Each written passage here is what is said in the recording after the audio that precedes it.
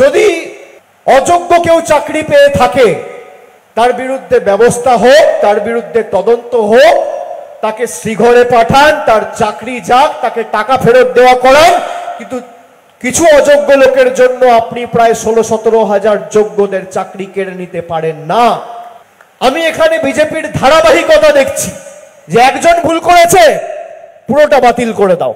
আচ্ছা বলুন তো, এই হাসপাতালে 100 জন ডাক্তার, পরবর্তীকালে 300-400 জন ডাক্তার কাজ করবে, 1000 জন স্টাফ কাজ করবে। কেউ যদি কোনো ভুল করে থাকে হাসপাতাল বন্ধ করে দেওয়া উচিত, বন্ধ করে দেওয়া উচিত। একজন পৃথক বা দুজন পৃথক বা 5 জন পৃথক যদি ভুল করে থাকে তাদের বিরুদ্ধে ব্যবস্থা হোক, কেউ তো বারণ করছে না।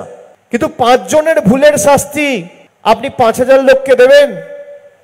আমি জোর গলায় বলছি, এখানে মিডিয়ার প্রতিনিধিরা আছে, 5 বছর 6 বছর 7 বছর ধরে আমি ইডি সিবিআই এর বিরুদ্ধে লড়াই করছি, লোয়ার কোর্ট থেকে হাইকোর্ট, হাইকোর্ট থেকে সুপ্রিম কোর্ট। তোমার সিবিআই আমার কাঁচকলা করেছে আর আগামী দিন কাঁচকলা করবে। আমি মানুষকে পরিষেবা দেওয়ার জন্য এসেছি, মানুষকে পরিষেবা দেবো। কেউ কেশাগ্র স্পর্শ করে দেখাও মানুষের ক্ষমতা কি, আগামী দিন লেজে গোবরে বুঝিয়ে দেবো।